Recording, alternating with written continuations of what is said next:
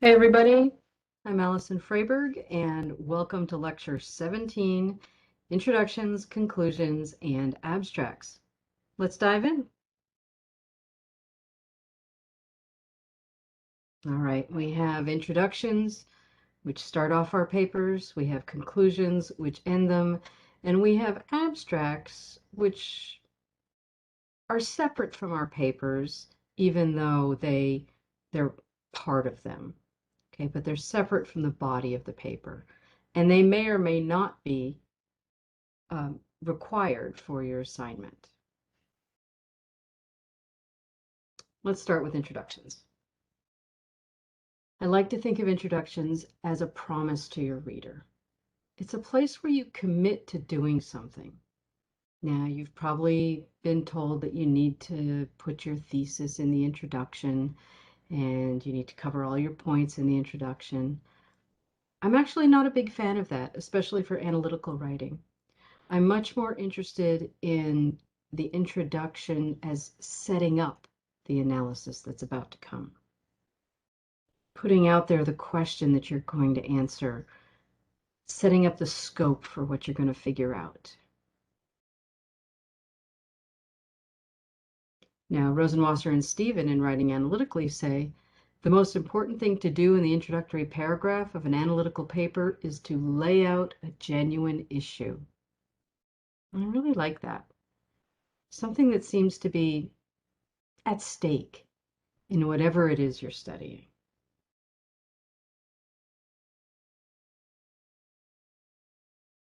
Here's some questions I get asked often. How long should my introduction be? You know what? For a regular academic paper of 15 pages or fewer,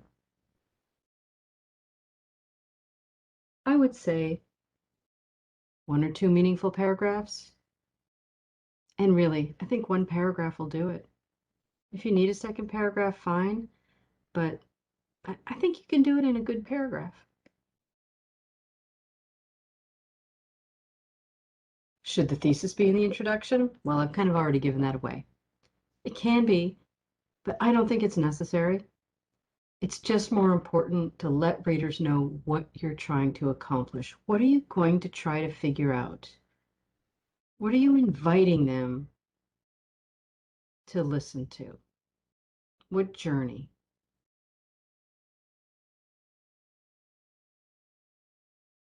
Okay, then. So what should be in the intro?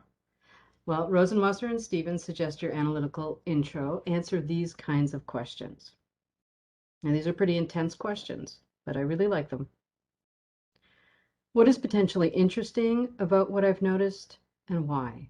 Remember, because analysis is all about noticing and then figuring out. What am I seeing that other people perhaps have not seen or sufficiently acknowledged? So you're bringing something into view. Why might what I have noticed matter in relation to the usual ways of thinking about my subject? What are you bringing to the conversation? How might what I've noticed require a new way of thinking about my subject? And that's kind of the implications, right? What's the significance of all this? It's really good in your introduction to let your readers know about why this matters. Because if you can't articulate why it matters for you as the writer, it's not going to matter to your reader.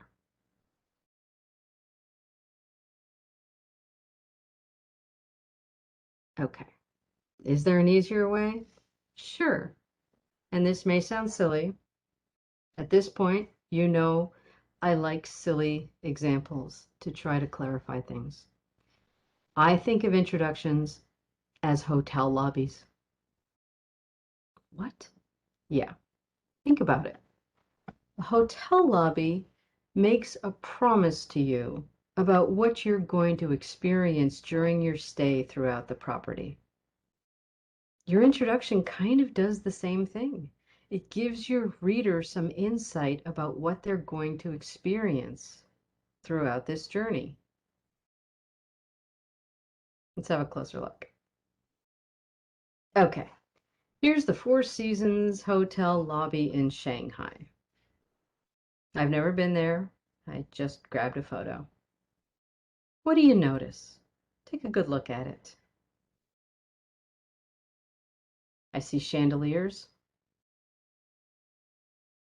I see marble floors. I see spotless marble floors.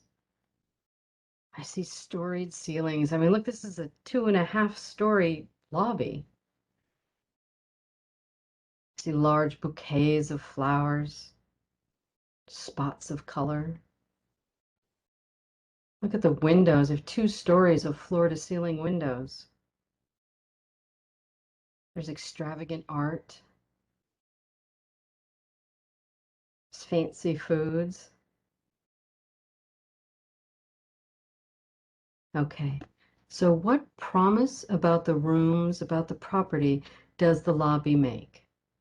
And if you were to check in and go to your room, what do you think is going to be in that room? I think it's going to be something pretty fancy. There's going to be fantastic art on the walls. There's going to be a very comfortable bed, probably a pillow menu. None of this I know because I've never been to a Four Seasons, but they've made a promise to me in the lobby here. I think there's going to be a beautiful duvet. There's going to be chocolate under my pillow. There's going to be a shower that has the spray from 5 different heads coming out. It's going to be marble everywhere in the bathroom. It's going to match what the lobby promises. The lobby makes a commitment. The room and the rest of the property lives up to that commitment. In this case, it's about opulence. The lobby's opulent. I'm going to live up to that and know that the room is going to be opulent as well. There's a match. You deliver what you promise. And it's not just about the Four Seasons. Here's a Holiday Inn. This I know. What do you notice? I notice very clean tile, very functional lighting. It's bright, it's easy to see. I see welcome kiosks. I see a simple color palette, pretty monochromatic. I see very streamlined decor. I see some advertising on the wall over here. I don't see any art. There might be some, but I don't see any right now. All right, so what promise about the rooms does this lobby make? Now, if I'm going to go to the room at the Holiday Inn, I'm probably going to go inside and it's going to be clean. There's going to be decent functional lighting. It's going to be efficient. Everything I need is going to be there. Probably another simple color palette that picks up what's in the lobby. Very streamlined, very efficient. There'll probably be a few flyers in there for some advertising. There might be some art on the walls, but it's a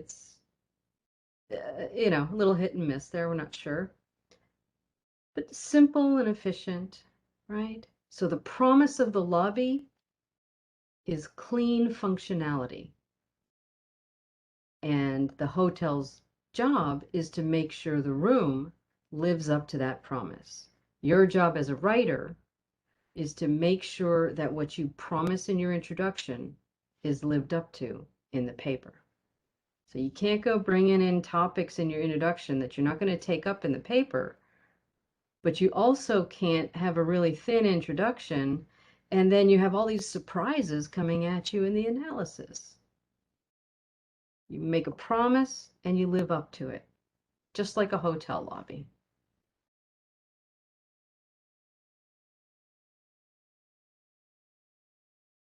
There we go. And it's not a matter of the high-end hotel makes the promise and lives up to it and the lower-end hotel doesn't. They both live up to that promise. A good introduction to an analytical essay makes a similar promise. Here's the kind of stuff you can expect if you stay for this journey with me. And then more specifically, Your introductory promise should do a number of things. It should introduce your topic. It should also identify which aspect of the topic you're going to focus on. Generally, a topic is very broad. What aspect of that topic are you going to focus on? You should explain why this aspect of the topic is meaningful. Why does it matter? You should clarify the purpose of the essay assignment. So if you're meant to do an analysis, somewhere in your introduction, it's really good to have the word analyze appear or analysis appear. If your purpose was to summarize something, then it's a really good idea to have the word summary appear in your introduction because you're promising that kind of work. So you got to make sure it matches up. You need to commit to what your essay will do and what's at stake in the analysis. What is at stake? And finally, you should illuminate the significance or implication of your project. 5 and 6 kind of resonate with each other well. It's not just about introducing your topic and stating what you're going to figure out, but it is about articulating why that matters. Okay, so that's generally what you're going to expect in your introductions. Your conclusions.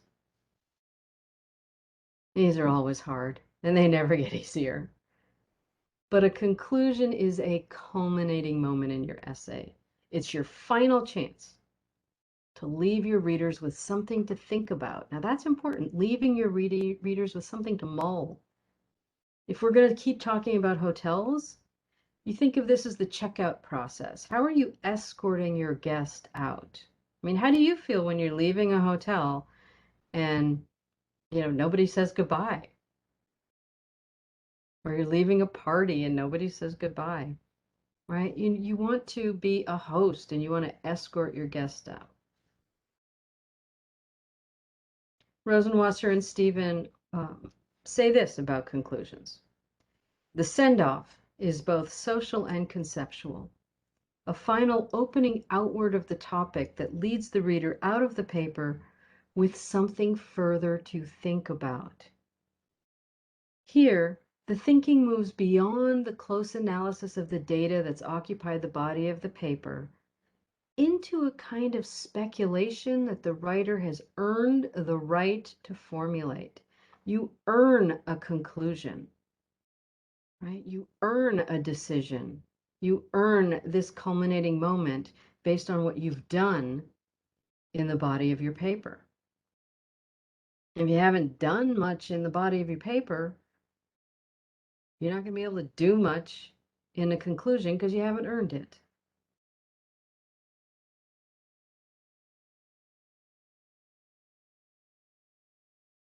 I think a strong conclusion is going to do these things. It will express the essay's thesis. Now, you'll know in the way I teach, I don't say that you have to have the thesis in the introduction or anywhere.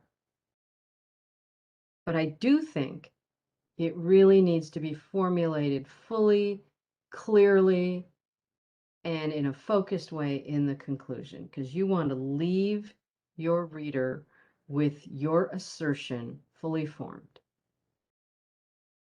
You do need to articulate the so what of the analysis. Why does this matter? And I know you have some of that in the intro, but it's more like the project, the implications of the project are what's introduced in the introduction.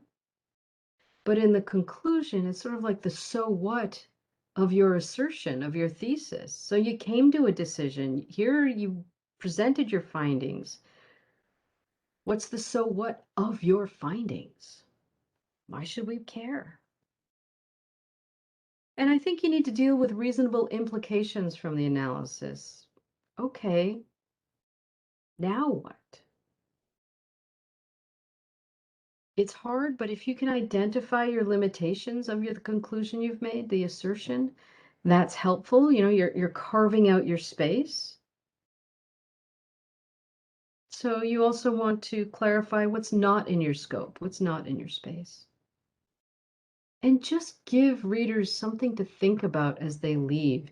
You don't want to introduce a whole new topic. But if you could continue this conversation with them, what would you want to think about?